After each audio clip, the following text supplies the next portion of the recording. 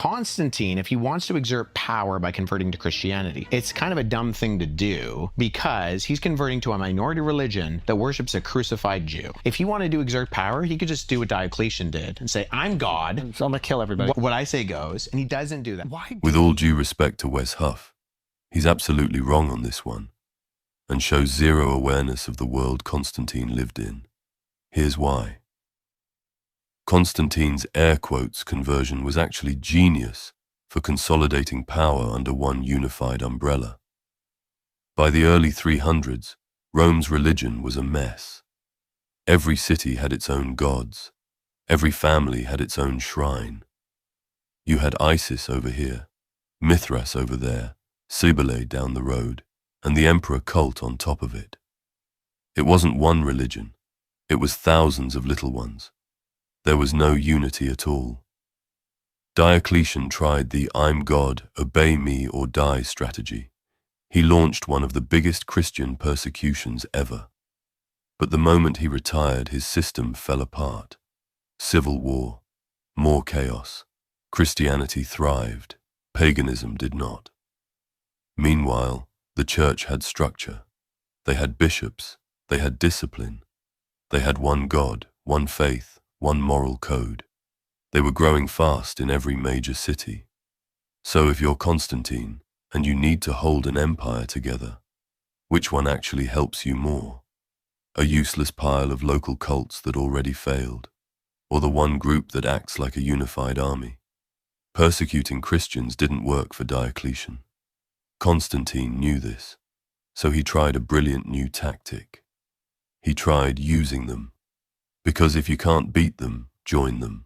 It's interesting the way that this is taught. The way that it's taught, it was, to me as like a kid, was that there was so much momentum for the growth of Christianity within the empire that they had no choice but to convert. Why even teach that? It does a disservice to like the choice at the time. Like it's a pretty brave choice in that regard for Constantine. And it certainly would not have been popular. I thought he was succumbing to the will of the people. No, I thought it was a Yes, Constantine didn't convert because Christianity was growing too fast. And yes, it was unpopular.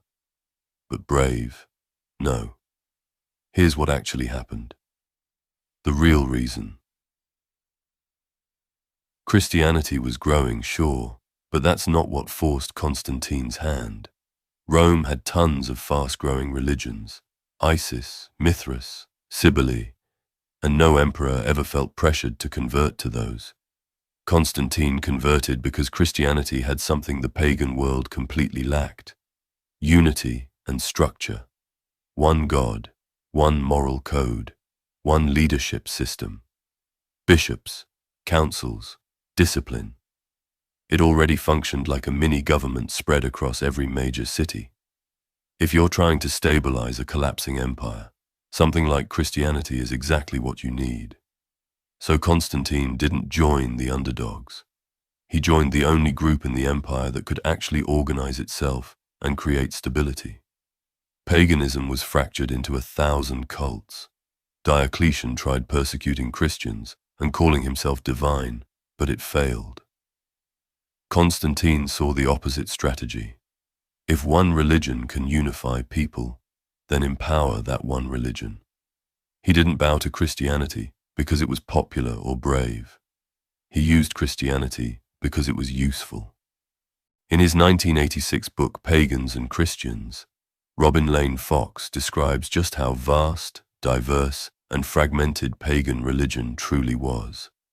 On page 18 he writes, "So many overlapping and coexisting cults make general descriptions of paganism extremely difficult.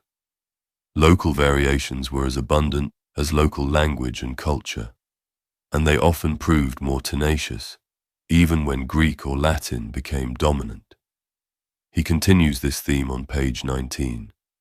Was this multiplicity and local variety a source of weakness? People held the priesthoods of several different gods at once. Temples housed several cult images. Altars proliferated. By the late 2nd century, Apollo's great precinct at Didyma was so crowded that a visitor referred to its encirclement with altars of every god. Pagans, it has been argued, lived with a bewildering mass of alternatives. There were too many cults, too many mysteries, too many philosophies of life to choose from." End quote. So no, this wasn't a brave, risky conversion. It was strategy. It was brilliant. It was calculated. Power saw a unified movement and said, "I can work with that."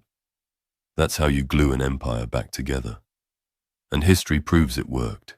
Diocletian's pagan system collapsed the moment he left office. Constantine's Christianized model lasted 1,000 years. So Wes Huff and Andrew Schulz, with all due respect, he didn't convert because Christianity was inevitable or because it prickled his tender heart.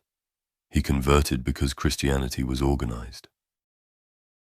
If you learned something today that cuts through the fog of tradition and brings you closer to apostolic truth, hit like and subscribe. The fight for original Christianity isn't over, and we're reclaiming it one video at a time.